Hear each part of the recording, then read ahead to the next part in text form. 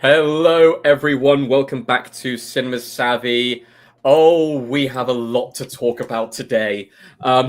We are going to be discussing season 2 of Doctor Who, even though it's like, what is it at this point? Like season 16 of New Who, 17, 18, something like that. Like, we're going to discuss that side of things in a bit as well. But I'm joined today by Neil from Get Your Comic Con and Aaron as well. Say hi, both of you. Hello, thanks for having me back. It's been a while. Yeah, I think it's been a while for me too. I think last time I was on it was talking about Andor, and now we're going to spend a while dissecting this, I guess. Oh, I don't know if it's going to be a dissection or a butchering. I guess we're going to find out. There is a lot to talk about here. So much to talk about. We're going through the entire series. We'll go episode by episode. And of course, we're going to be talking about that finale.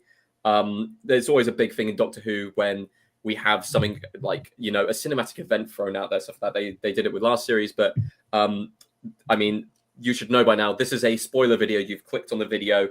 We are going to be talking about the fact that we have another regeneration. We've got another Doctor coming in at the end of the series, which means that it's also the end of Ncuti's run as the Doctor.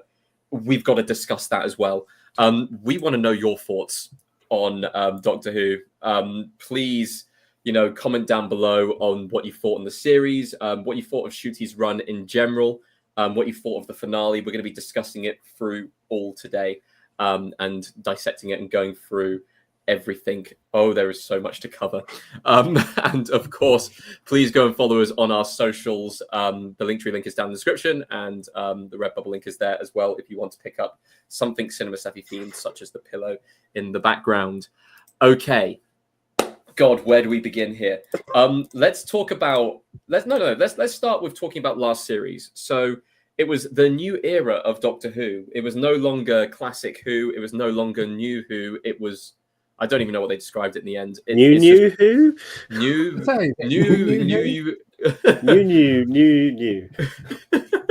How many New Yorks is there in New York? Is it like 27 or something like that? Like, yeah. At what point did the series get to that stage? I mean, I'll start by saying I quite enjoyed Ncuti's kind of first series as the Doctor. I think the finale let the series down. I think the opening episode let the series down as well. Apart from that, every episode I quite enjoyed. I think it really came in stride towards the latter half of the season. Looking at the highlights of things like 73 Yards, Dot and Bubble, which were real big standout episodes for me. Rogue as well. It had a really good run of episodes. I thought he was fantastic as the Doctor. I really like Millie Gibson as the companion. I think, it seemed to be like a spark of fresh life into the series, which is exactly what it needed. No David Tennant hangover, no repeating characters or not too much other than the unit gang. Just a general kind of fresh take on Doctor Who. The old stuff still being there. No kind of, returning monsters or anything like that. Just plain old simple sci-fi television. I really liked it for that. Yeah, I agree. I mean, you and I talked about it for a couple of episodes, didn't we? There were some really interesting concepts in there. It didn't just repeat things from the past. It felt familiar but fresh to me, and I liked what we got and where it was going. Yeah. No, I'm going to agree. This is going to get repetitive. I agree with pretty much the both of you. I feel like for every good episode, there was like one that was a bit, iffy. But I think as a whole, it was probably the most enjoyable I'd found the show for quite some time. And it's, again, not a detriment to the Jodie Whittaker run, but like I think we can all agree the writing just did that a disservice. Whereas that first season of Ncuti's, like it understood the tone and it just knew what it was from the word go. And I like the fact that it was trying a few new things while still falling back on things that we, recognize as Doctor Who. But no, I still enjoy that series. I haven't revisited it much, but I do enjoy the episodes that were really good because, like you said, Tate, there was a string of a couple of episodes that were just like really good, really good, really good, really good. Yeah, no, it's fun. It's enjoyable. It's a good series. It's the first time I've made it through a whole season in a while. Even with Peter Capaldi, I was struggling to make it all the way through seasons, and then Jodie, I just never did. So this really brought me back. I'd Yeah. say, I mean, I'm going back through New Who, shall we say, 2005 onwards Who at the moment, and I'm just I've literally got Amy and Rory's last episode coming up next. So I've been enjoying it as like a rewatch thing, going alongside this New Who to have that kind of comparison. There is one series that I'm really looking forward to, and that is Capaldi's, the season where they did the double episodes. There's only one episode I really dislike in that series, and that's Sleep No More. Every other episode I think is a classic. So I'm really looking forward to that. But I think that kind of reminded me of kind of Ncuti's first season. There was a couple, maybe one or two, where like Space Babies, I can go ahead and say, even after the finale here and all the Poppy stuff, really just, that is the worst episode in this run. That is easily and clearly the worst episode in this run. But then I look at the run afterwards, even if you include Devil's Cord, which is growing on me as an episode, especially now that we've seen more of the gods that the Doctor has fought, all the way through pretty much until the finale, which part one of the finale, Legend of Ruby Sunday, really enjoyed. Empire of Death didn't enjoy so much. And I maybe need to rewatch that for a second run through, but it was clearly lacking in the finale kind of standpoint, stuff like that. It was one of those finales where like there were really solid elements to it, but as a whole, it was just like, no, it just kind of fell apart at the seams.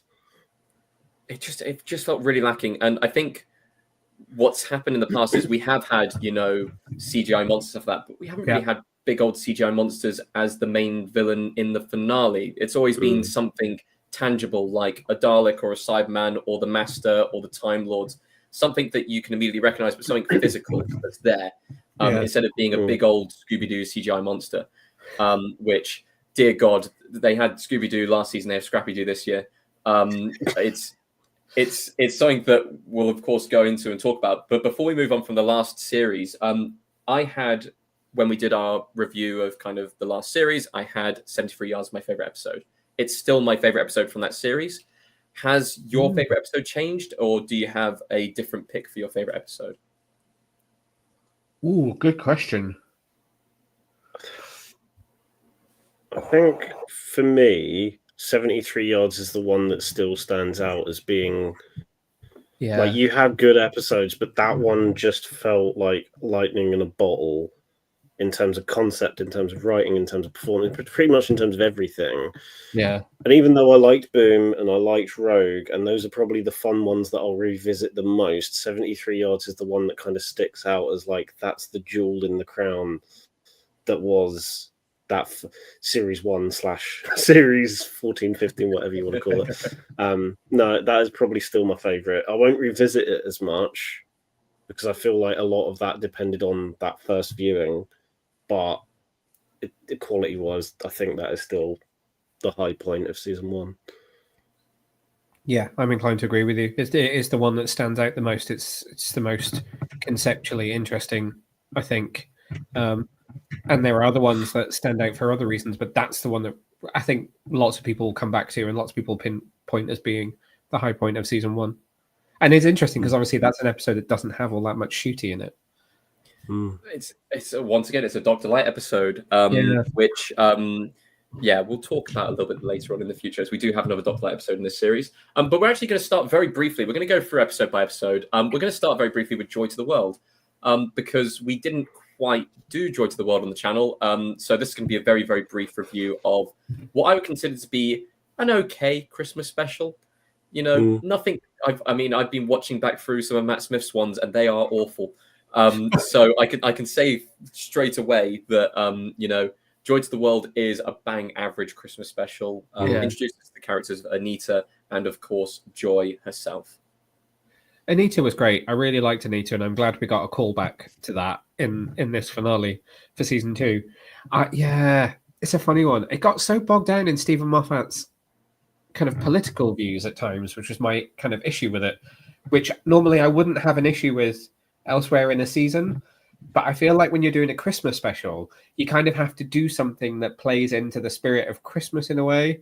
When you think back to some of the really classic, like RTD Christmas specials, they played into the idea of Christmas and they played on it, or at least some of the feeling of Christmas, be it kind of family, all that kind of stuff. Whereas I don't know, something about this one just got really bogged down in what Moffat wanted to say for me.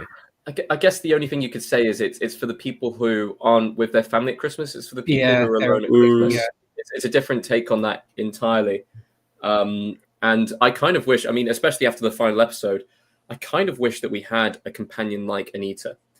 Yeah. Just someone who's a little bit older, has that kind of experience, wants to go and see the universe, wants to go and see the world in that kind of way. Yeah. I mean, I just miss kind of, the older companions who are kind of going around the TARDIS and stuff like that, instead of being, a young person traveling with the Doctor every single time. They challenge him a bit more, don't they? They do. As much as both Belinda and Ruby, I really enjoyed as characters. Someone like Anita, she's almost the Catherine Tate, isn't she? Yeah. And she just bounces off him immediately and challenges everything at every turn. And we haven't quite had that for Ncuti. Yeah. No. We won't have that for Ncuti, sadly. I know. I think that's also because, like, I did enjoy the Joy to the World, but, like, for some reason, the bit I found the most, like, endearing was that, like, 20-minute segment where it is just the Doctor and Anita waiting a year. Yeah. Was like, that was a perfect, like, mini episode in itself. The rest of it was, like, fine, but that little bit was just, like, really, I don't know. It was weird. No. That was the one bit I just remember the most about it because it was just so sweet and well done. The rest of it is just like, oh yeah, I guess I need to remember Joy. No, I completely agree. I would have been perfectly fine if the entire episode was the Doctor having to wait a year and us going through that and then having to save Anita in the hotel at the end. I would have been fine with it. I would have been perfectly fine with it. It just felt like really well written TV, and you can look at kind of, Moffat's always been decent for Doctor Who, and of course he would have been consulting with Russell T for this one as well. And Russell T's, he's gone off and done things like Years and Years. He's gone and done It's a Sin. Great television with really deep characters who are not traveling through time and space. They are sat in rooms. They're chatting to each other. They're bouncing off each other. So I really wish that part of the episode was extended, or at least that was the main crux of the episode. It was waiting around for Christmas, basically. That would have been perfect. Yeah. But anyway, okay, so moving on to the actual series, we kicked off the series with an introduction to Berada Sefu playing Belinda Chandra in the Robot Revolution. I did not like this episode. I thought it was all right. We had a real problem with season premieres for these two series. Yeah. Which is weird, because looking back on Russell T's first run, all of the premieres were fantastic. Yeah. Not so. I saw a lot of people comparing the Robot Revolution to Smith and Jones, but just saying it's like the lesser version of it, both in terms of like concept and execution. And I kind of get where they're coming from in that sense. But I thought it was fine. I thought it was a decent opener. People do seem to have a real fixation on this is the thing that Russell's doing now. What does this remind me of that Russell did before? And yes, there are definitely things that you can see are kind of, I don't want to say he's reusing, but I feel like people are really fixated on it and looking for it at the moment, which is kind of annoying. I guess it's one of those kind of nostalgia things. There's so much nostalgia going around with every single TV show that gets brought back, and this show has, many years of it. Over 50 years of it. So it's one of those things where people always be comparing to what's happened before. I mean, in my head, I'm looking at this series and I'm thinking, which series does it remind me of from Russell T's first run at the most and stuff like that? Which episodes can be linked? And of course, we got one, which we'll talk about in a minute, which is a direct link to, that original run. But at the same time, my issue with the Robot Revolution is it doesn't feel like a good character introduction to Belinda. And it doesn't feel like a good episode for the Doctor to show off who he is, which I know that, of course, this is season 2, but every single new series of Doctor Who has to be a jump-off point. Yeah. Every single one has to be like a mini premiere, a mini kind of like, now we're getting into it. For those who've never seen Doctor Who before, this is what the Doctor does. Even with like companions coming back, even with new Doctor stuff like that. Like I would look at the episode set in New York, where that was an introduction to David Tennant, but at the same time, like for people tuning into the series, you have Rose coming back, and it just felt natural. You see what the Doctor does, you see what the companions do, everything seems set. With this, it just seems very muddled. It just seems not quite engaging. And I do have one in particular thing in this episode which I wasn't happy about, and it's another faceless person that we're immediately meant to feel sorry for when they die. I can't even remember the name of the character. Gets shot, Doctor's really like upset and starts crying. It's just like, I know that this is the Doctor of healing, this is the Doctor of, actually feeling emotions and stuff like that, but like, we have no connection to this character. So I feel like now that Ncuti's run has completed, I feel like there is a thing that people have been pointing out with these two new seasons compared to how it used to be, and I completely wholeheartedly agree, especially how the finale ended, is that this is doing the stuff we know works beforehand, but it feels like a really rushed version of everything. I didn't feel it as much with season 1, I think, because you had episodes like 73 Yards and like Dot and Bubble that kind of took their time a little bit. This season, even the really good ones, everything in the episode just feels like they're just trying to wrap it up as quickly as possible. This one felt like, again, they're all the same length, but like this episode felt like if they just slowed down a bit in areas. I feel like it's more amplified in the series finale, which we'll get to in a bit. But things just kind of, I don't know. It's weird. I don't remember it ever used to be a problem, but now it kind of feels more prevalent with these most recent seasons, where it just feels like the episodes are going at a too quick a pace that you can't connect to the companions as well as you used to, or you can't like get engaged with the story as much because it's going at such a breakneck speed. You can't focus on the things you're supposed to care about like that, or if things were just given a bit more time to breathe. I think that's the best way to put it. I think things need a bit more time to breathe in these newer seasons. I can give an immediate argument for that and say that Doctor Who is a show that it's a family show. It's a show that can be enjoyed by kids. I remember growing up with it and absolutely loving it. I remember also being frightened by things. Believe it or not, the Slovene absolutely terrified the shit out of me. The fact that any person in the world could be, have a zipper under their hairline and, be an alien. Whenever anyone farts, you are scared. Honestly, it's a trigger thing. It's just you hear someone fart, I'm just like, straight away. But I feel like with this kind of Doctor Who, to engage the younger audiences of today, it has to be breakneck speed. It has to be new thing. Otherwise, people get bored. And I know that, of course, like you only hear reviews of people online. You only hear like adults talking about this show. But there is also kids who still watch this, who still enjoy this, who still grew up with this. I have no idea how they see this series. You can't know.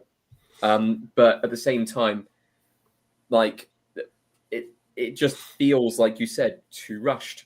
It feels like it's going so fast without actually developing anything. And I feel like we only really got to see Belinda developed, I would say, after the Well episode. And even then, I don't think she was given enough time across the series to actually fully understand her.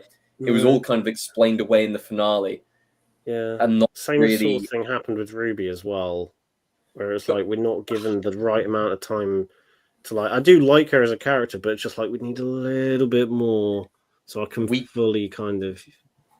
We got 73 Yards, which is a Ruby episode where that was the episode where I was like, okay, Ruby is the companion. And sadly, this series, guess what? The episode that should have been Belinda as the companion was a Ruby episode again. Yeah. Yep.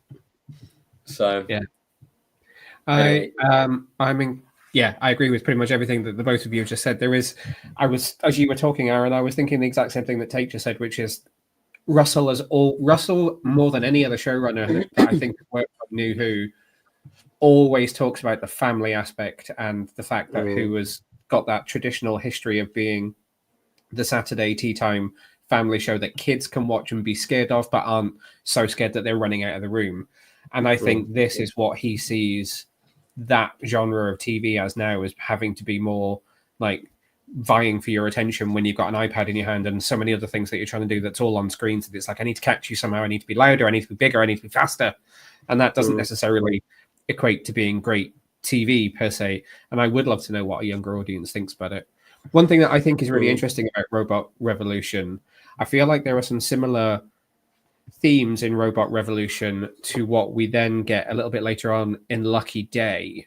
The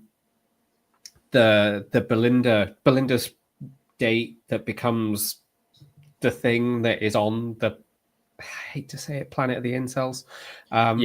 Does have some similarities with how I feel Conrad is portrayed in Lucky Day, but it's night and day between Russell T Davies writing that, and I don't want to get it wrong, Peter McTeague, who does Lucky Day.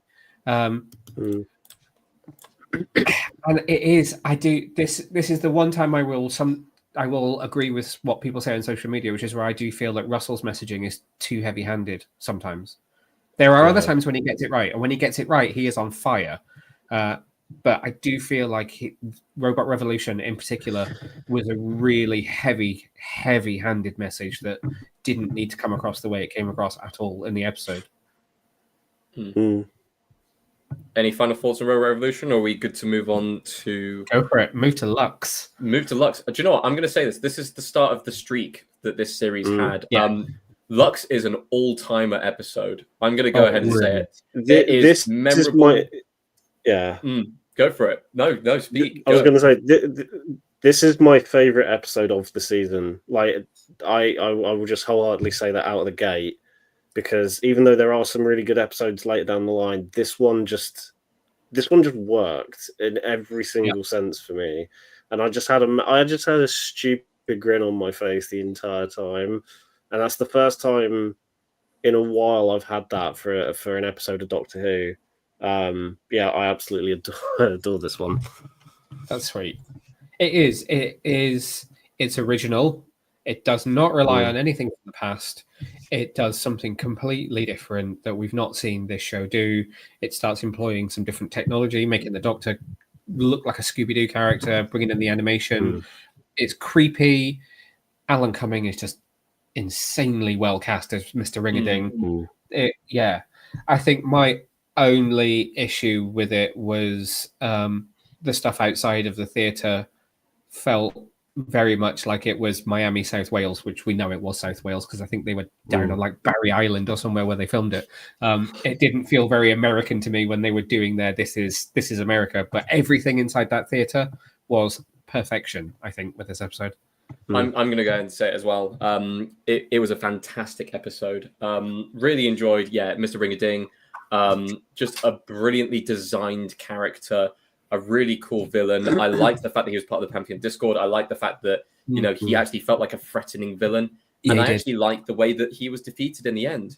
A character called Lux being defeated by light itself is an interesting way to finish it. I wasn't... okay. This is where I'm going to have to talk about the leaks, isn't it? Because this episode, or the contents of this episode, were leaked. In fact, a lot of the episodes from this series were leaked. The Well being a sequel to Midnight, Lucky Day being a Dr. Light Ruby episode, Interstellar Song Contest, people getting sucked out into space, and then the finale with it being all of the finale, every single detail of the finale being leaked.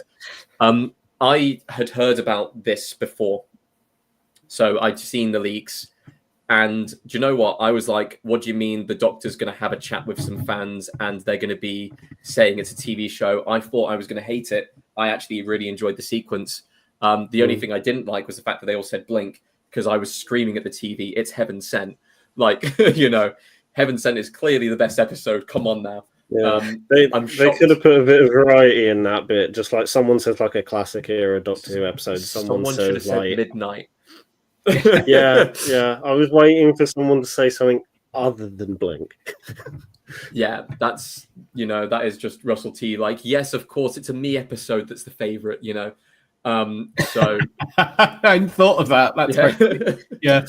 Yeah. But no, I really enjoyed Lux. I think it was a really good episode. But like you said, out of the theatre scenes, it does feel a bit like a set. And I know they've gone to America before in the show. they got Disney money now. They could have just filmed the scene in America. But of course, it's fine. They spent the money elsewhere, especially on this episode with all the different animation types and everything like that being involved. A really, really thoroughly enjoyable adventure. And I did think that that this was a precursor to the season finale, revealing that the whole thing had been a show within a show. I did think that that's where we were going, and that we were going to go back to Neil Patrick Harris, and that he had trapped the Doctor in a TV show, and this had all been fictitious. And I didn't quite know what I thought that was going to do to tie it up, but that's where I thought it was trying to lead us. That this was our first kind of major hint that the Doctor was trapped in some kind of narrative storyline that he had no control over, or only thought he had control over. They could go with that. They could still go with that going ahead, especially with Billie being cast as the new Doctor. That would be like, oh, we could only get in old members of the cast kind of thing, something like that. But yeah, we'll talk about that later on down the line. Now we move on to the Midnight sequel, The Well. Look, a lot of people are saying this is the best episode in the series. The problem that I have with this episode is you have to compare it to Midnight. And as a person who's been watching back through Doctor Who, Midnight is one of the best Doctor Who episodes, of all time. It's up there. It's definitely up there. Yeah. The Well is not. The Well is not a top all-time episode. I think it's well acted. I think it's well performed. I don't like the fact that the Midnight Entity acts differently to how it acted in the previous episode. I don't like the fact that it only stands at midnight. That's stupid. That's ridiculous. The planet's called Midnight. Like, it doesn't have to, everything have to do with midnight. Apart from that, I did enjoy it as an episode part of the series. I really did. But you're always going to be comparing it to that, which is why I think Lux rates higher. And I actually have, I'm kind of splitting my favorite episodes between Lux and Interstellar, but I'll talk about Interstellar later on. I did enjoy this on first watch. I went back and watched it again and thought, okay, it doesn't live up to Midnight.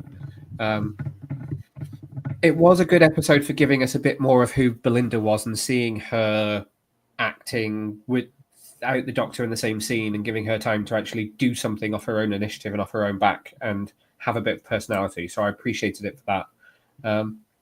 Set design, though, great. All of that was great. Production was great, as is this entire season, really. I just felt it was a tough episode to connect itself to, and that did it a little bit of a disservice. Yeah, I'm pretty much going to echo what you two have said. At Midnight, like most people, is one of my favourite episodes of Doctor Who, full stop, because it is just such a good, well-written, tight-knit, again, lightning in a bottle sort of thing. And I feel like this episode would have worked. Like, don't get me wrong, I do really like this episode, but I feel like it would have worked so much better if it was a completely new thing. If it was a completely new entity that worked a bit similarly to the Midnight Entity. But I feel like its connectivity to Midnight diminishes it a little bit. I like the this is the thing. There are elements of this episode that I think work that are connected to Midnight. Like the initial reveal is spot on, and certain things like you see little glimpses of it, but not the whole thing. Again, really like that, and I like how it built off of that. But again, like what you said, Tate, the fact that it's now got a new set of rules that it never kind of had before. I realize it's probably evolved over time and has new things, but I'm just like, that entity that only works where it's like it has to be at a specific angle to do something. That works better as a completely new, different thing, at least in my head. It works better as a new thing rather than, oh, we've got to attach it to this thing that was great beforehand, that worked similarly but also completely differently at the same time. It's a weird. I think that's why I'm conflicted about this episode. I like the concept, I like the execution. I just feel like its attachment to such a great episode diminishes it just a little bit. It's one of those situations where you wonder whether they wrote it connected or they wrote it and then thought, this feels like it's similar to, let's connect it so that people aren't like, oh, you're just repeating yourself again. I wonder whether it was always the plan or whether it was a retroactive thing that came in later. Yeah, I wonder that as well. I'm sure there would have been a thing in the back of his mind. I know that he said when he came back there would be no return monsters or anything like that. Yeah. Maybe that was a lie with Sutek in the finale of the previous one, and with the well, it's, it is a Doctor Who villain who has been there before, one that we've only seen once. So I think it's okay to go and repeat it. It's just, I feel like it was done slightly differently. I don't agree with all the choice in the episode, and some of the characters were so dumb. And if there was a character with smart episodes, and even the smart characters were fighting this monster that could not be beaten, that would be way better than dumb characters doing dumb things. It just makes it almost too easy. But I did love the captain though, who sacrifices herself. She was a brilliant standalone character.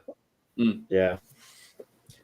But anyway, okay, moving on to Lucky Day. Fun fact, I'm in Lucky Day, somewhere in the background of one of the scenes, which was really confusing for me when filming because I was on set. I'd already heard that Ruby was leaving, and I was looking at, Ruby there, and I was like, okay, interesting. Ruby's back. Got it. Okay, that's got to be something to do with the new series. And I met the actor who played Conrad as well. They're all really nice people. I've met Ncuti already on Sex Education. So, they're lovely people, lovely actors and stuff like that.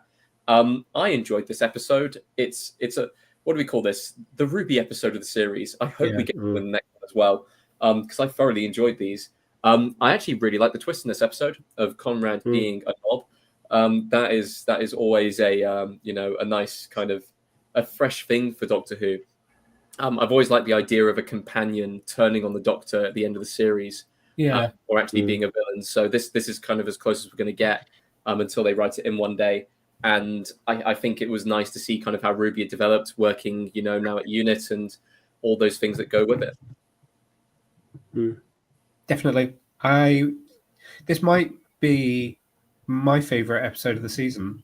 It is up there with Lux for sure. I really, really liked this episode. Conrad was so well cast. I was almost totally suckered in. Did have a feeling that there was a twist with his character coming. I had seen, this was probably the episode that I had seen most of the set photos from. So I had seen the creatures, I'd seen the practical stuff they'd used on set.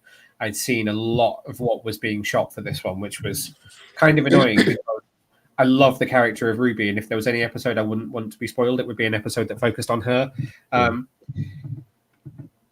But having her back, awesome, loved it. No offense to Belinda, but Ruby is my girl of these two companions.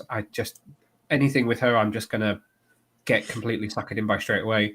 You've got UNIT in there. It felt like it embraced the wider Doctor Who world really well. I think of the episodes this season, it's probably one of the best paced as well. Again, Pete McTeague that wrote this episode, I think is the person who's Doctor Who writing I'm vibing with the most at this point.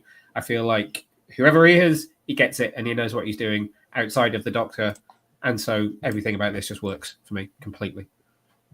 Yeah, I was a bit worried going into this episode because I had a feeling where it was going to go, and I think when the reveal happens, I was like, oh, they could really hit you over the head, in typical Russell T Davies fashion. I know he's not written it, but I was worried that it was going to be how much over the head are they going to hit you with these things? Yeah. But I think because he's handed it over to a different writer, I mean, it's not a subtle episode by any means, but it's handled with a sense of what's the word? With a sense of a little bit of maturity, a little bit. Yeah. And like you said, the pacing works so much better than something like Robot Revolution, where it's just okay, we're doing this thing and then this thing and then this thing.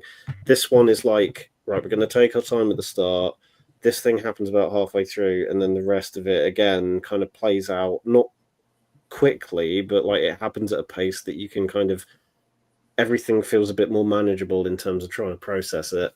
I like this episode more than I thought I would, mainly because I could see in my head where I thought it would go.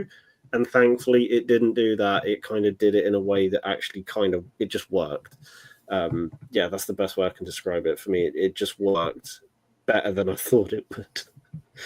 I think if you pay too much attention and get sucked in to what Twitter likes to say about Doctor Who, which is just to bash at Russell and Russell's messaging, kind of couple that with the fact that Robot Revolution was really heavy-handed, you kind of do go into episodes going, no, what's Russell going to hit me over the head with this episode? And then in this one, it gets to that twist, and you're like, oh, I get it. He's a twat. But you're not telling me that he's a twat. You've told me because he's acting like one. Like this story literally has made Conrad turn out to be not a great guy. But I know he's not a great guy by his actions, not because you're physically telling me through dialogue. It's not like he twirls his mustache and goes, "I was the villain all along," or anything like that. Really, it's just like you Conrad, you're the villain. You're horrible. It's like, okay, no, I get it. Like, you're doing it in a nuanced way, and that's when I feel it. For me, it works better. I think that is why it works so well, because it's not like, oh yeah, he's very obviously the villain. It very much does like a sneak attack on you. But I also think when his characterization from this then plays into the finale, I think, again, the way they've utilized it in that doesn't diminish the twattiness of the character. It just kind of uses it for the purpose of the finale in a way that actually just makes logical sense. Like, I know we'll probably rip the crap out of the finale, or, you know, however we feel about it, but I feel like that's one of the elements that made it work. Like, I liked elements of the finale, but I feel like that logistically made sense, if that makes sense. I'm waffling, but I know what I mean. There's some interesting choices as well, like the fact that at the end, when the Doctor comes back and speaks to Conrad, it's not. It's like an earlier version of the Doctor that hasn't interacted with him yet, so you're getting them at different points in their timeline as well, which is also interesting and original as well. There's some quite inspired choices. I really enjoyed the Doctor's kind of talking down to Conrad at the end of the episode as well. The first time that I've actually felt Ncuti threaten someone in the character, and it really did come across as like, I'm calm right now, but I will completely destroy you if needed. And I think human villains make Doctor Who way more interesting, because we get a monster of the week. The monster of the week for this week, is either the Shriek, but also at the same time, it is Conrad. Like, he is clearly the monster that, you know, the Doctor and the companions have to fight off against. So the Doctor really kind of talking down to him and really basically putting the fury of the Time Lord into him. Yeah, works. Yep. Absolutely. Absolutely works. Now, the story in the engine, episode 5, I'm going to go ahead and say is one of the most disappointing episodes of the season, purely out of the fact that this had so much potential. And it ended up being the one episode where midway through the episode, I went onto my phone and checked what the time was. It's a fascinating story, and getting the Doctor to go to Africa, to Lagos, is phenomenal. It's great. You know, love when the Doctor visits a new location he hasn't been to before. I thought it was a fascinating opening to it. Like, you know, this barbershop where people are trapped, they have to tell stories to appease, you know, the engine or this god. And the visualization of the stories, if they'd have continued doing loads of those, I would have been fine with it being an episode where literally, like, there is no villain. It is literally just telling stories to feed the engine and people giving off their life experiences.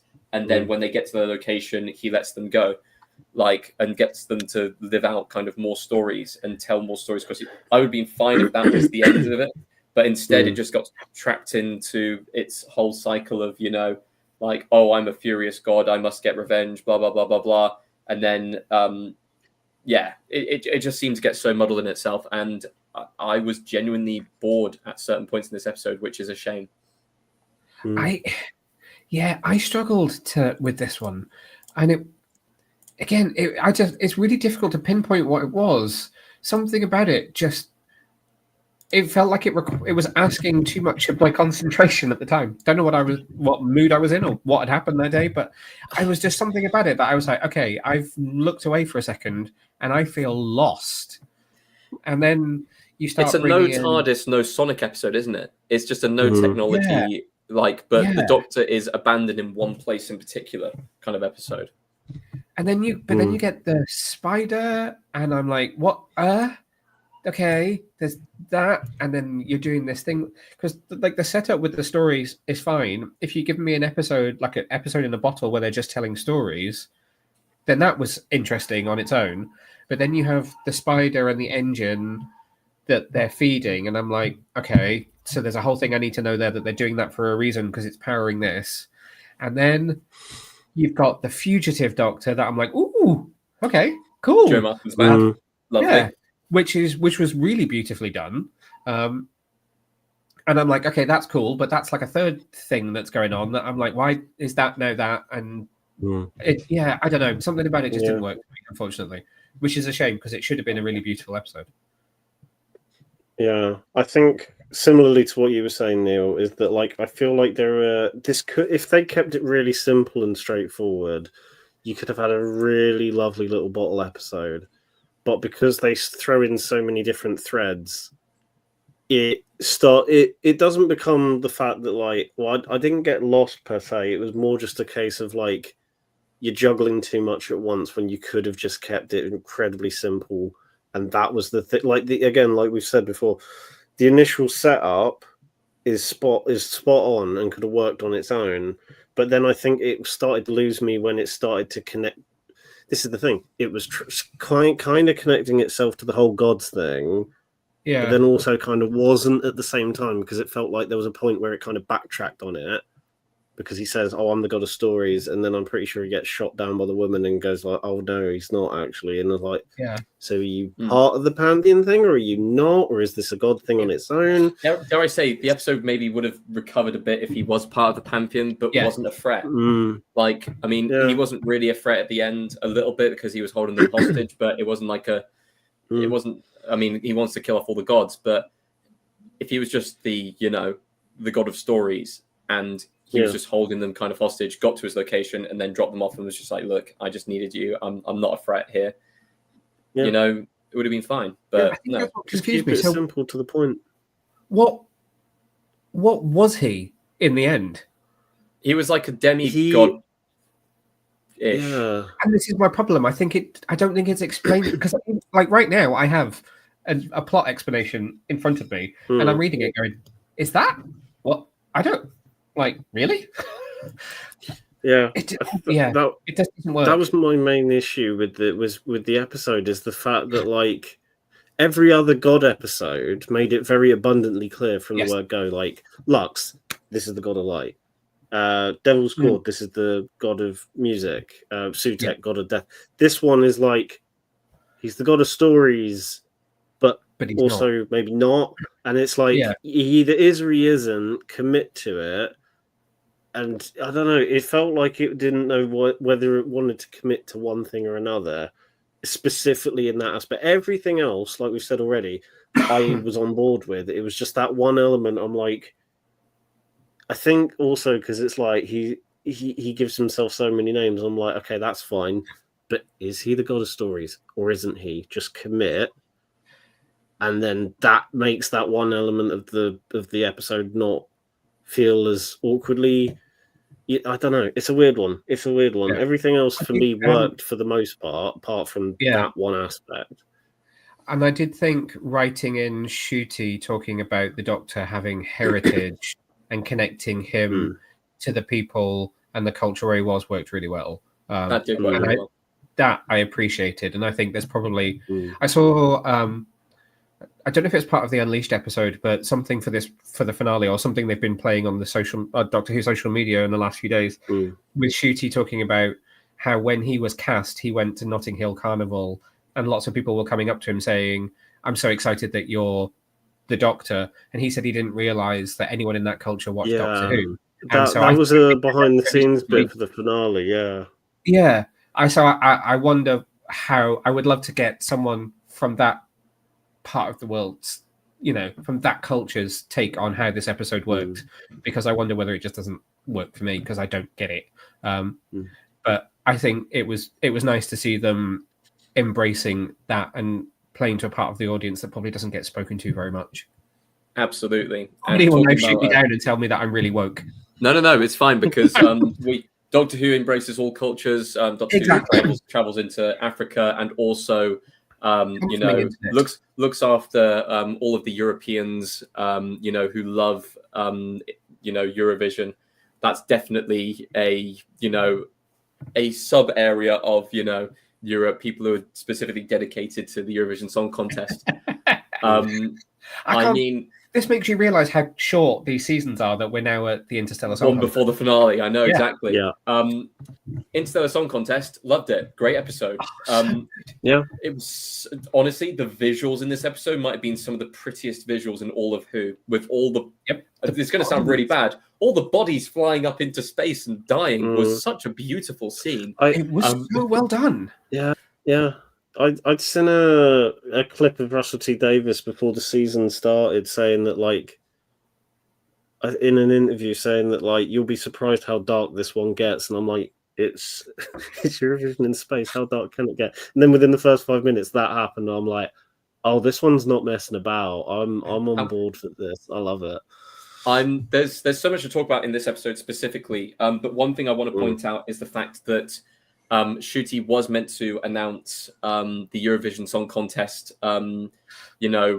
winning submissions from the UK, which would coincide with this episode. However, the actual second that Israel qualified, Ncuti decided that he would pull out, which absolutely fair play to him. That is a conflict in the world right now, which is completely unbalanced and unfair. Of course, there are horrific things happening on both sides, and that's always the case in these kind of things. However, when one side is, pretty defenseless and is being oppressed to the state where it is a genocide. Call it what it is. We don't get political on the channel much, but, George is of the same opinion. We'll go ahead and say it. I back Ncuti on that completely. And what I loved as well is, because Russell T Davies never gets political, the episode is about people being oppressed and genocide. If there wasn't parallels immediately thrown in there for the episode, the fact that Israel isn't even in Europe in the first place, we'll just leave that there. But, this episode was dark. It had people getting flung into space. It had, like I said, talks of genocide and sponsorship for the contests being proprietors to genocide. That's no comment on Moroccan Oil, which is owned by Israel, sponsoring the actual Eurovision Song Contest at all, because Russell T Davies isn't political. It's, in the end of the episode, we also get the Doctor torturing someone. This episode is so dark. Yeah, that was the one bit that kind of took me, because I realized there have been points in the past where the Doctor can go really dark and vengeful and go to that stage. But I feel like this episode got to the point where it's like, okay, yeah, you can stop torturing the guy now. I thought his companion was dead. He thought his companion was dead. That's all I'm saying. Like, Doctor and his companions, he will always defend them to high hell, and in this situation, I kind of understand it, even though, it's a slightly empathetic villain in the fact that, they have been, oppressed to the point where, like, he has to do something on an international stage to get his message out.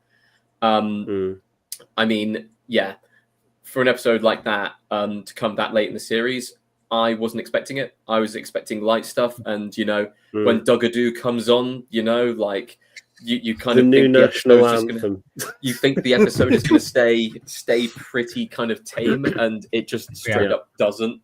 But yeah, I was kind of wishing that Dugadoo was in the finale as the villain. That would have been hilarious.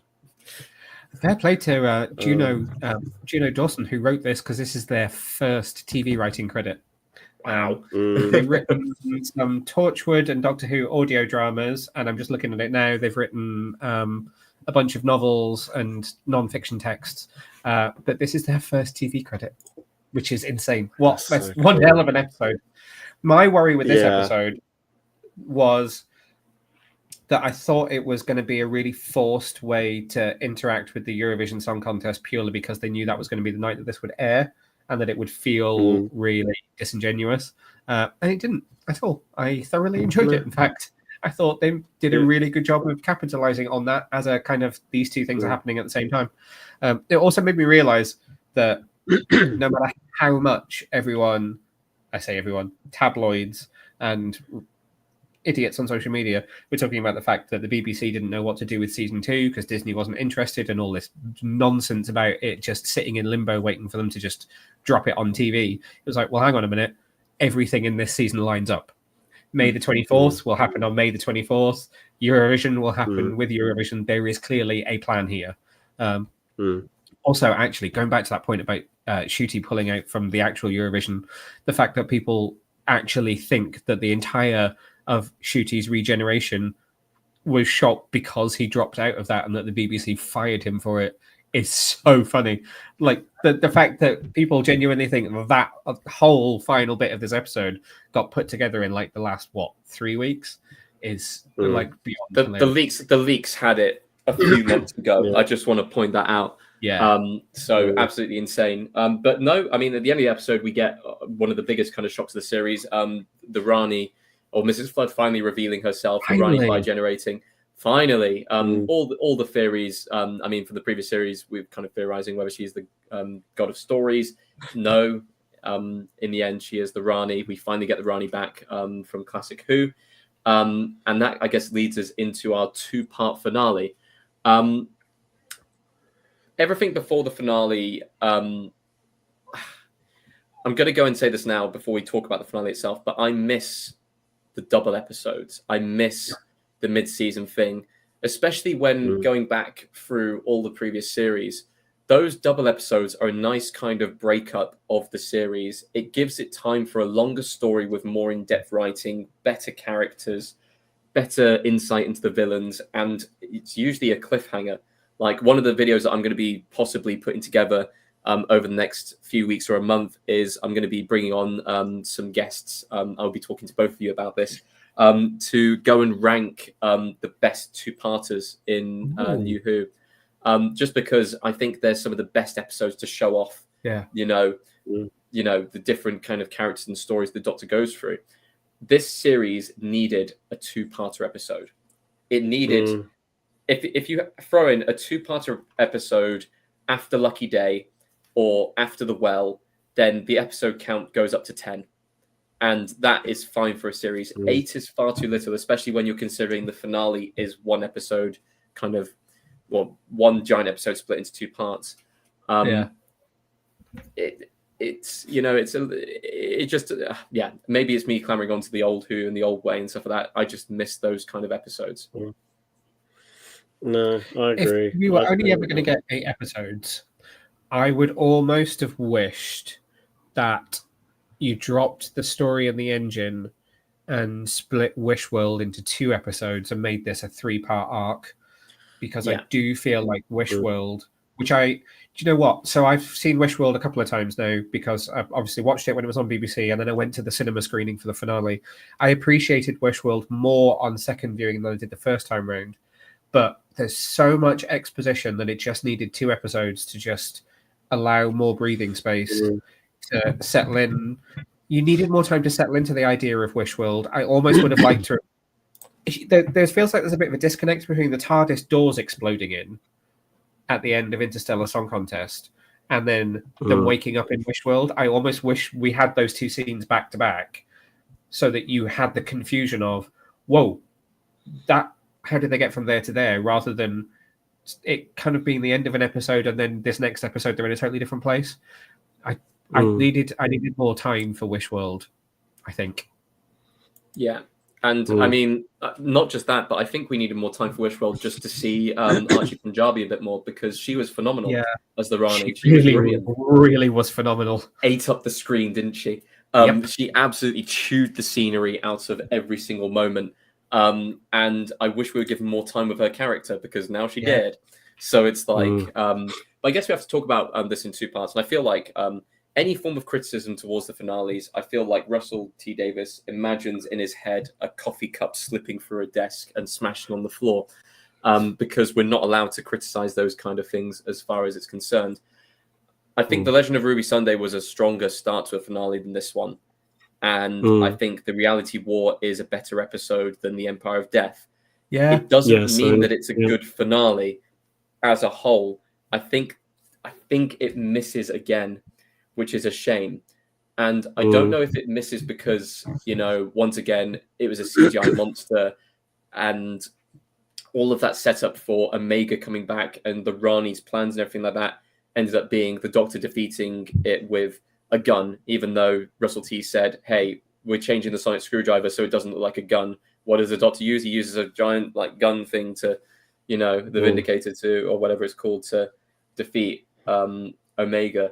But 2 times in a row, we have a villain where genuinely, I'm going to be real here. You could swap them in the episodes; it wouldn't make a difference, and that's really poor. That is so poor. Two giant CGI monsters who want to destroy everything. Like, it's ridiculous.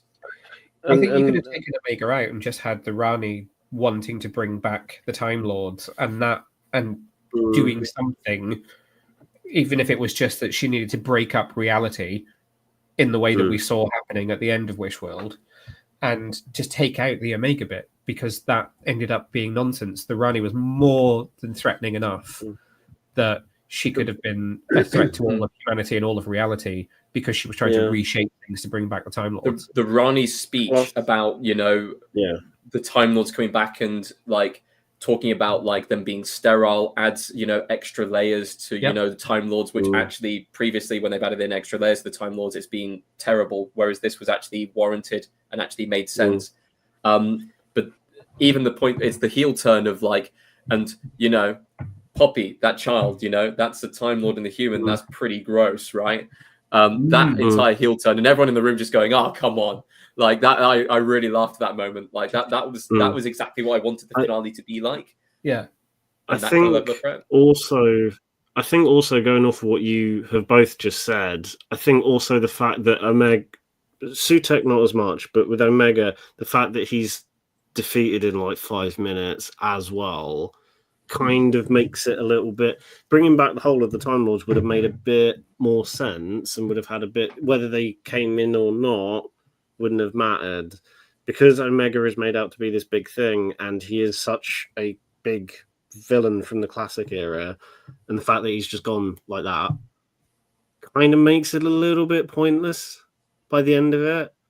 Like, you got all this build up with the Rani, I was going to say, could you imagine that they have this build up for Omega, they open the door, and then it's Rassilon and the Time Lords walking out instead, and you bring back Timothy Dalton. Yep.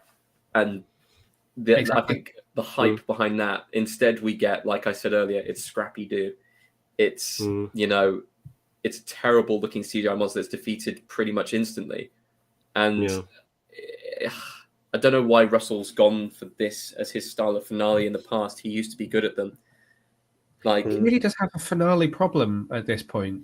Both of them have just not worked on fundamental levels. And I really enjoyed this episode. As a finale in 2 parts.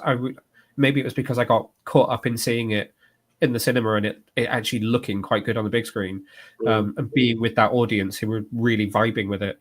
But it's just, I don't know what it is. It just, I guess you can't win when you're leading into a regeneration as well, because I felt like it just dealt with the Rani and Omega so quickly to get to the regeneration that then we spent too long in that portion. But I feel like had you cut that down, there'd be people going, well, you didn't give him long enough to say goodbye. So it's almost like a no-win scenario when you're trying to do all of these things at once. That's exactly my issue with it as well, because I was really enjoying the episode up until a certain point, and then it felt like it was just trying to get through the paces incredibly quickly, like you said, to get to the regeneration. And I'm like, hang on a minute, you can't just... Because this is a problem that I've never really had with other 2-part finales that the show has done. Even with something like The Last of the Time Lords in Series 3, a lot of people complain about how, like, Deus Ex Machina, the ending of that is, but even then, you still had a good 2.25 episodes of really emphasizing how dire the situation is, and just the general scope of it, and really showing that, like, this is a really desperate situation, so that when that comes in, it, even though, yes, it kind of still comes out of nowhere, it feels a bit more cathartic. Whereas this, Wishworld was so much exposition crammed into one episode. And then you got this one where it's going through everything at such a quick pace. And again, I liked everything up to a certain point, and then the Rani and Omega get defeated within a matter of seconds. And it's just like, you haven't earned that for it to be done so quickly. You need a bit more time to just... I don't know what needs a bit more expanding and breathing, but something just needs a bit of give for us to care a bit more. Don't just wrap these two villains up within a matter of seconds, even though they're supposed to be this giant threat, because we know from the classic era how big these villains are in terms of their threat level. And again, they're gone in like 5 seconds because you just want to get to Billie Piper Regeneration and a wrap up of the Poppy thing, and it's just like there's no balance. Can I be the first one to say this? I could not care less about Poppy as a character. I don't care about any of that. I don't understand the logic of it. No. Only because of it being the actor from Space Babies.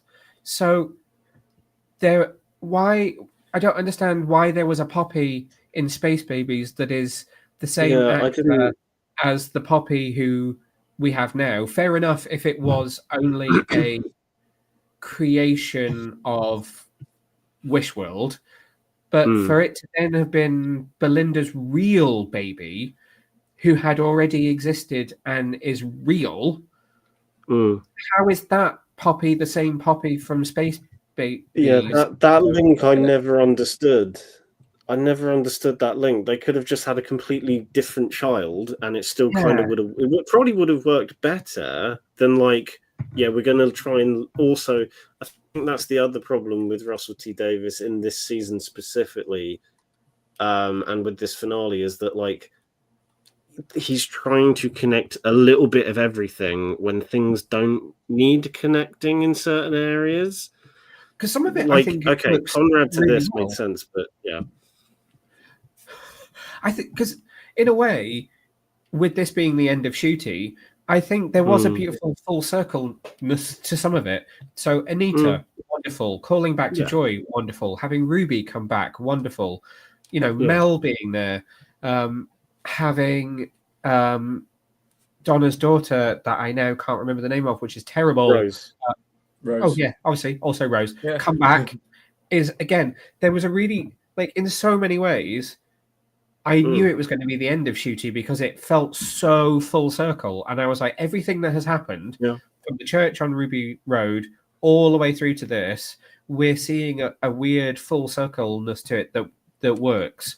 But then you have aspects like Poppy that it's like total clangor that just doesn't.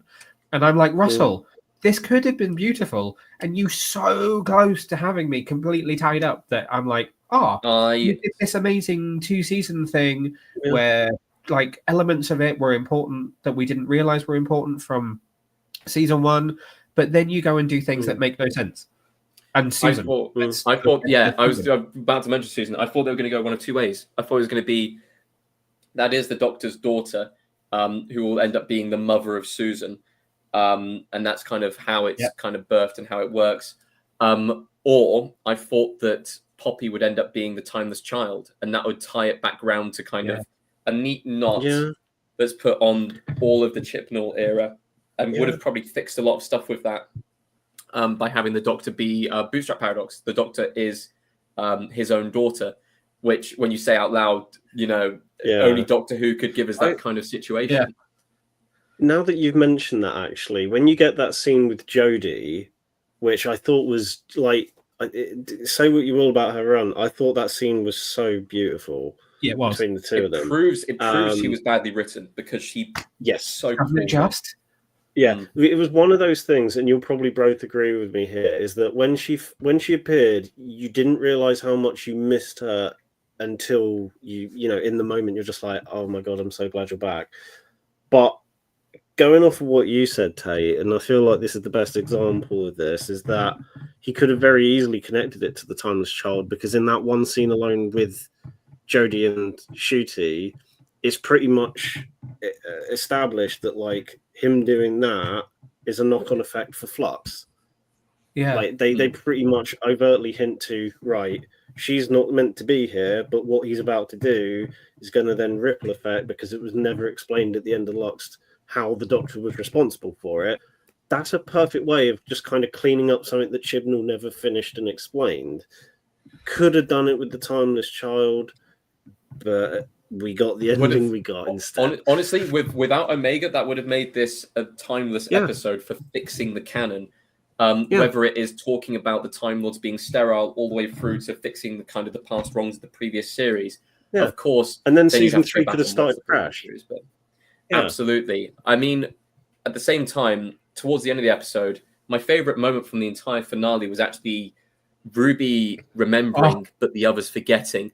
Thank you. I was going to say the same thing. I wish, because I love Primeval, and they did that with the first series of Primeval. At the end of the series, at the end of the series, I can't remember the character names, but the main character comes back out of a time window, and everything has changed, including one of the kind of actors, so the characters completely changed, and it's just like, whoa, like mind blown moment, like he's gone to a different timeline and stuff like that, which was fantastic. And I was like, oh my god, they're doing a Primeval here. Like Ruby remembers, but no one else does. I hope this continues into the next series. Yeah. That would be such a cool way. Yeah. And then I remembered, I was like, hold on, there's about 20 minutes left in the episode, and I've seen the spoiler leaks that he's going to regenerate. So I was like, oh god, there's going to be some bullshit reason for him regenerating. And yeah, he's the first Time Lord to willingly regenerate. It's pointless. It's stupid. It makes no sense. I'm really angry about it. But I've found out my emotion now. I'm angry about it. Yeah, because I've got to find the words. There's no need. It's pointless. I feel like he needs recasting. But even when Christopher Eccleston left the show, which was a one and done, bang, snap in, the regeneration didn't feel pointless. It felt earned. No, exactly. I feel like, correct me if I'm wrong, but I feel like every Doctor in the new run up to this point, there's been like a justified reason for them regenerating, or it's been a literal every regeneration ever has been a justified reason. Every single one. And it's like this: the only way I can get out of this situation is by having to go through this thing that would then cause me to regenerate. Whereas this one is just like, I guess I'm going to regenerate. I just feel like it. So in the moment, I get it, because he thinks he's doing it to bring his daughter back, because that's what Ruby is saying to him. She's convinced him, you had this daughter, her name is Poppy, she's yours, and Belinda, she's the child of a Time Lord and a human. And reality has now shifted to the point where no one can remember her, but she was here and you loved her and she was real and you saved her. So I get that, and I get why him as the emotional healing doctor would then be like, oh my god, I have to do this for this one person. Didn't necessarily need it to go as far as Kate saying we're all your children, but I liked the emotion of them each saying, you have saved all of us at some point. You always save the one person. She is the one person that needs you. She's lost. But then he does it, and she's not his. And so yes, he did still save her. But I hope. Do you know what? It would have been so funny if Ncuti had a scene where he goes back and just talks down to Ruby and says, "You lied. I've regenerated. Fuck you. I'm out." Kind of situation. But he doesn't even get to say goodbye to her. No, he doesn't. And I doubt we're going to get her back. Sadly, maybe we'll see Belinda again. Who knows? I don't know what direction they're going to go with here. Honestly, season 3, perfect TARDIS team. Bring back Belinda and bring back Millie. And honestly, that would have been a beautiful team, because the small interactions they had together as a free were really well balanced and actually worked really, really well. It draws in season 1, season 2, and it would have been a great kind of end to that cycle if they wanted to do that. I was going to say that as well, because I heard a lot. I wasn't aware of this before seeing the finale, but then hearing afterwards that there were quite a few reshoots of that finale kind of makes sense now. But I get what you mean, Tate, because it feels like that is what they were going to set up, is that the 3 of them will be a trio for series 3, and then that would have made a perfect trilogy series to then round off Ncuti's run. Would have all been nicely bookended. But then it doesn't do that. And I feel like a lot of this second season in particular is a lot of things of like, there's a really good idea if you'd just gone this way, but instead they go that way, and it either falls apart or ruins a really good concept, like with Story in the Engine, or with certain things in this episode or in the Robot Revolution. It's just like, you got a brilliant concept, you just need to go in that direction, not this one, and they end up doing that every single time, and it just ruins it by the single degree, like Poppy. So this is my 2 cents on it, and feel free to interpret it however you will, but this is just based on what I managed to piece together because I disappeared down a rabbit hole today. If you go on if you lived in a country where Disney Plus is where you watch Doctor Who, if you go on to the Reality War, the image that is on the menu is from a scene that's not in the episode, and it's Ncuti, Millie, and Verada in a club celebrating having won the day, and that is a scene that's not in the episode. There are more photos from that scene, which have Susan Flood as well, which kind of sets her up as potentially who would have maybe been the villain in season 3. My understanding is that the original ending of the episode was that they defeated Omega and the Rani, and then they all go off and they party together, and it's kind of a happily ever after, but with Susan Flood over kind of just watching in the background, setting up what would be, okay, she's something menacing for season 3. That was shot in May 2024, which is around the time when Russell had said he'd written 3 scripts for season 3 and that he was working on the 4th and that he thought it would shoot from probably August 2025. And so at that point, it seemed like season 3 was happening. That is also before season 1 had aired, because that started in May, didn't it? Yeah. I think. So then Ncuti does Graham Norton when he says we're setting up production for season 3, which he really did say. It was reported by the Radio Times. It was in their copy of the episode that they were sent to review. He said, we're preparing to produce season 3. That was edited out of the final broadcast. So press saw it in the review of that episode. It was never broadcast. And that is where I think Disney turned around and said, we're not prepared to commit to any more funding until we have seen how this goes. All 26 episodes in the order, which includes the war between the land and the sea, which is when they get stuck in a holding pattern, and that's when Ncuti and Russell's language in interviews changes, and no longer do they mention season 3. They're now a decision will be made at the end. A decision will be made at the end. If you watch Unleashed for this episode, you have Ncuti saying this was always the plan. However, the scene that you can see on Disney Plus shows that there was a different ending. And the reshoots they did in February 2025 were at the house where the only actors that were present were Belinda's mum, Belinda, Poppy, and the Doctor. So that sequence is what was reshot and added in. And also you have Jodie talking about the fact that she had to wear a wig because she'd cut her hair off, which she still had long hair in 2024. She was a reshoot added later. I'm not entirely sure on the Jodie reshoot bit. I don't quite know the timeline of when Jodie got shot, but it seems the Regeneration was added later. So I think, if you ask me, Disney was unsure whether they wanted to commit. The BBC wanted to get season 3 queued up and ready to shoot. The delay has led to the point where Ncuti's like, I've been left here for nearly a year. If you think that they finished production in April 2024, that's nearly a year that he would have been left in limbo, waiting to find out whether there was another season or not. So him and his people have gone, do you know what? Going to go off and continue my incredible stage career and get more parts in movies because he's awesome. And so I think business decisions have kind of contributed to how this has ended up. And go on. No, you go first. I was just going to say that makes more sense now because I watched Unleashed right after the finale. Yeah. Hoping that they'd explain some of the Billie Piper stuff, and that is the literal only thing they do not address. And I'm just there by the end of it going, okay, then. Okay, fair enough. There's loads of wild rumors to when the Billie bit got shot. Some people think it got shot last week. Some people think it got shot when they did the bit of additional production in February. I don't know. And I mean, we've already said it. All of the series has led up to this moment. We get the Doctor saying goodbye to Joy. He doesn't want to be alone in this regeneration. First regeneration to happen outside of the TARDIS? No, Jodie's was outside the TARDIS. Oh, Jodie's was outside the TARDIS, you're right. Just outside the TARDIS. But we end up with a regeneration. The score kicks in. Very good score once again.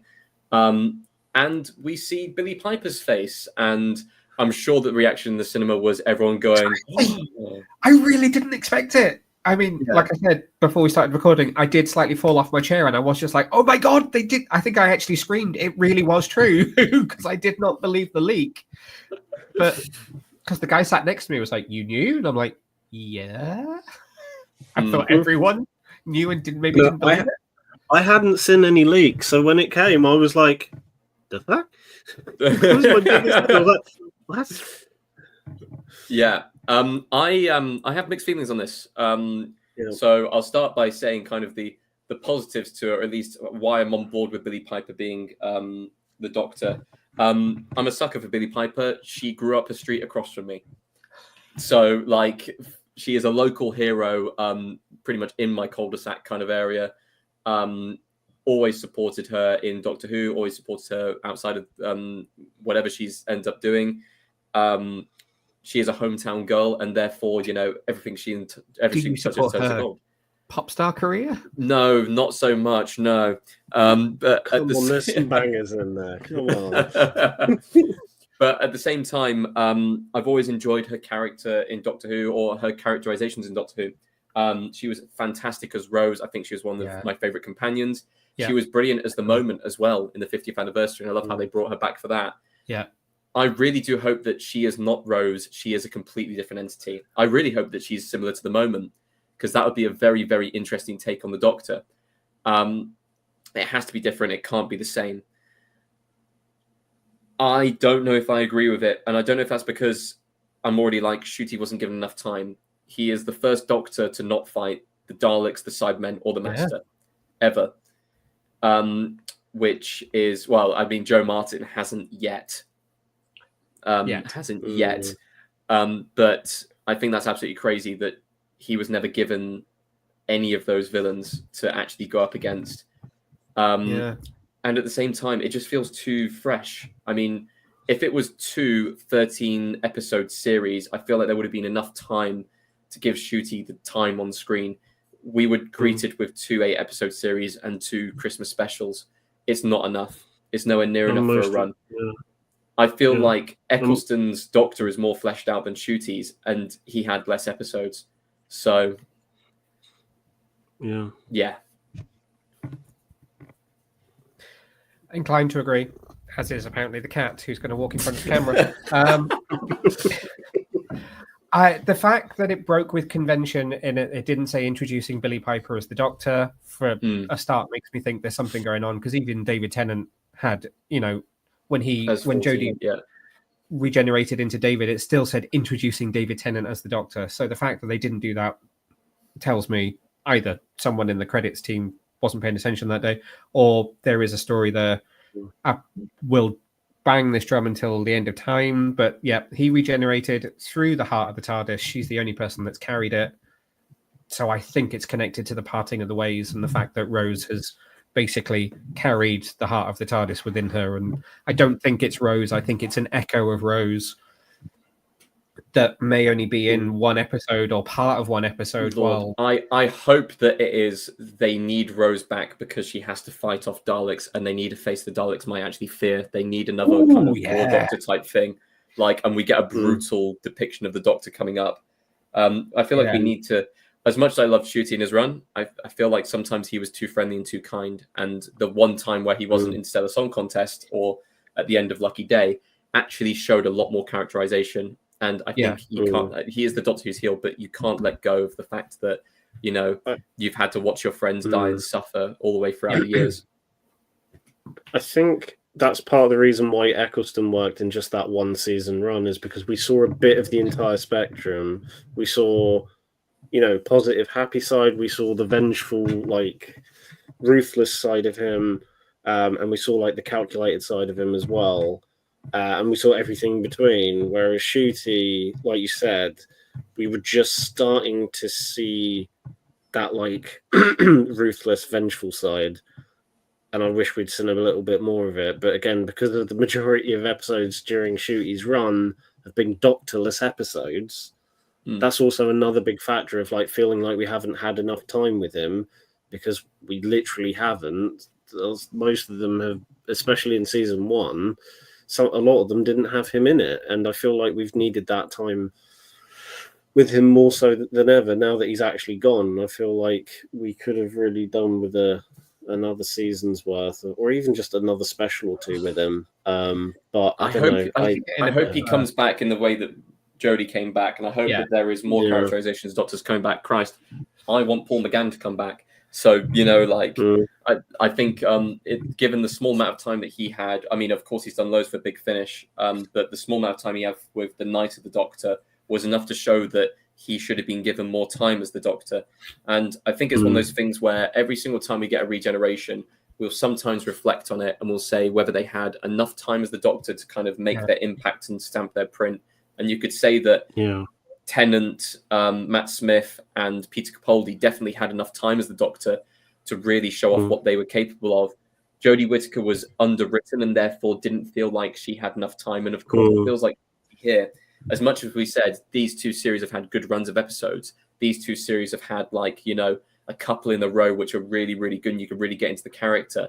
I still feel it's lacking. I still feel like I'm missing out on so much more characterization, so many different sides to the Doctor and so many more adventures that just feel completely missed out on. And it makes you dislike certain parts of the series more, such as the story in the engine and the Rebel Revolution and looking back at Space Babies, because they just feel like completely wasted episodes. We were only given a small amount of time with Ncuti as the Doctor. So why did we, as good as we had some great episodes, why do we have to have those terrible episodes thrown in there, or those episodes which just didn't live up to it? Some people on social media are giving him a bit of a bad rep as well, saying that the reason we had Doctorless episodes was because he was too busy being Hollywood. It's like, that's...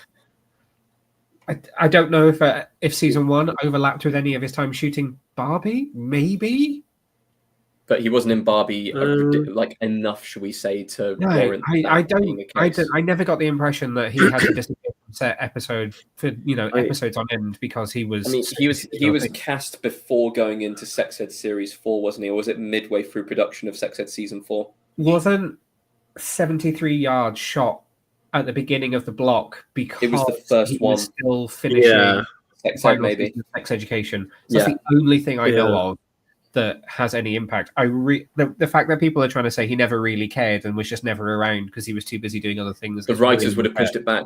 They would have just, if they wanted him in every single episode and they wanted him to be a presence on screen, they would have pushed it back. There was an unfair amount of misinformation and crap on the internet about 100%. Which and yet an unfair amount of leaks, which just so happen to be completely true. I know. I was going to say there was also the importance of being earnest that he did at National Theatre, but that wouldn't have even eaten into that probably would have eaten into season 2. But again, I don't think they had any conflicts during that. It was mostly season 1. I think that was. Did he? I think he started that after they finished. That was last year, I think. Yeah. So that is the end of series 2. That is the end of Ncuti's run as the Doctor. It is a shame that it's come to an end, and I'm sure we'll have more time in the future to look back on this era and go through kind of the high points, the low points. But I'm going to ask you 2 questions now. I'm going to ask you what your favorite episode from this series was, and now we've seen 2 seasons of Ncuti. What was your favorite moment? What was your Doctor-defining moment from Ncuti that you could imagine? And I can see Neil's face, and I really have put you on the spot here. But I would say my favorite episode from this series, I'm going to say Lux, even though Interstellar is absolutely up there with it as well. Okay. Favorite episode, easy, Lucky Day. Aaron, going to throw over to you for your favorite episode while I think about my favorite moment. Favorite episode was 73 yards, but I think it is Lux because there's more to it's more entertaining. We're just doing that makes series 2 here. We're not involving series 1. Okay, cool, fine. It's Lux then. It's Lux. Yeah, so then we can have the 2 unfair. My defining Doctor moment. My defining moment's the end of Dot and Bubble.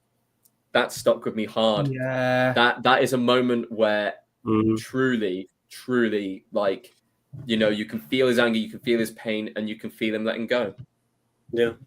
And that is exactly what the Doctor is. He can go around the universe, he can save people from horrific monsters, and they can still, treat him in that way afterwards. Yeah, Mm. absolutely. Yeah, that was my defining moment, at least. Yeah, that's a damn good one as well. Don't think I can top Yeah. that. He does. A couple of friends of mine have said to me that they felt like he cried too much and was too emotional. But I feel like that's such a strong part of his Doctor, and that's something that Ncuti does really well as an actor in general in other roles that you see him in. He is really great at bringing emotional weight to stuff, and that end of Dot and Bubble really, that cemented to me how different he was from other Doctors and how his run would be kind of shaped around his emotional capability as an actor. Yeah, I'm going to agree with the two of you. It's probably the end of Dot and Bubble because the thing that I had in my head was him screaming out the TARDIS in Empire of Death when the situation is at its absolute worst. But I think that finale of Dot and Bubble, especially when he just loses it, it is the epitome of his Doctor, but also I think that is like the perfect end of that episode as well. I think an honourable mention goes to the toxic bit in Rogue because that bit is hilarious. But oh no, it's the Kylie Minogue song. Sorry, I got the songs mixed up. But that whole bit is brilliant. That's an honourable mention. But the end of Dot or Bubble, I think we can all agree, is the defining scene of his run. In Church on Ruby Road when they meet for the first time and she's watching him dance in the club. I'm sure that there's a lot of that will upset certain parts of the right wing, but I loved seeing the Doctor break convention for the Doctor, but also just general convention of what you would expect from this kind of character on TV. Him kind of was he wearing a kilt in that, or was he wearing his? He was wearing a kilt. Yeah, he's wearing a Doctor in a kilt, twirling and dancing and so carefree. I was like, this is just a wonderful way to connect this character to a younger audience, which is what this show has kind of always done to a certain degree. What we've gone and all picked things from the first series, but I'll go ahead and say in the reality where he steps down the staircase wearing the kilt outfit, I wish that was his outfit for the entire run. That was like a this goes kind of hard moment. When he drops the jacket and it's just boom! Oh yeah, 100%. He's a fabulous Doctor in that respect. Absolutely, he had good fashion sense. I love when he says, I was truly the best, wasn't I? Like, look at me. And now we're looking ahead. We have the War Between Land and Sea coming out. Looks good from the trailer. They say sometime soon. I'm assuming it's going to be Christmas. I'm just going to go ahead and assume that it will be because I don't think it's multiple episodes, isn't it? It's not. I think it's 6. 5 or 6. I thought it was a 6-parter. Yeah.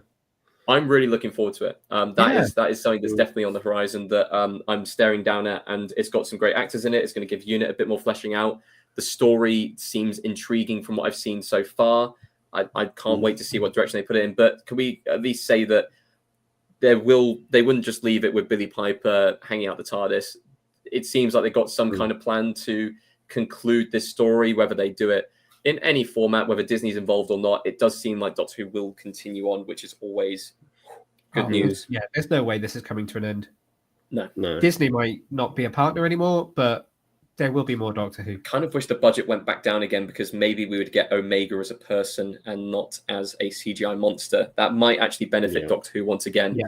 Because as much as the sets were beautiful, as much as some of the visuals are beautiful, the over-reliance on giant CGI monsters in their finales, not a big fan of. Yeah. But we have so much more to discuss. I think we'll need a second video for it. Don't worry, there is going to be some Doctor Who content coming out to the channel soon. I'm going to make sure that there is going to be something coming up at least once a month for a short while, just to keep it ticking over. We love Who on the channel. We have so many friends of the channel as well, like you two, who come on and discuss Who. We also had Sam, who sadly couldn't make it on tonight, but definitely wants to come on for a discussion in the future. So we're definitely going to get the Who content going. But we want to know what you thought on Series 2 of Doctor Who, what you thought on Doctor Who as a whole, now that we've had the 2 series, and Ncuti's time as the Doctor, what your predictions are for the future. God, that's like 4 or 5 things you need to comment down below as part of discussion to get going. And we'll answer all of them because we love creating the discussion. Also, please go and follow us on various different social medias. The Linktree link is down in the description, and the Redbubble link is also there as well. And of course, this discussion wouldn't have been it would have been so boring me being here on my own rambling. So of course I've got to say thank you to both Neil and Aaron. I'm going to give you just a short bit of time to plug your own socials. So Neil, you can go first. Cool. Yeah, so you can find us on all platforms. We're at Get Your Comic Con. We got some fun stuff coming. We've got an interview dropping with the director of How to Train Your Dragon in the next couple of days ahead of that film coming out next week. So keep an eye out for that. And Aaron? Oh, is that over to me? Sorry.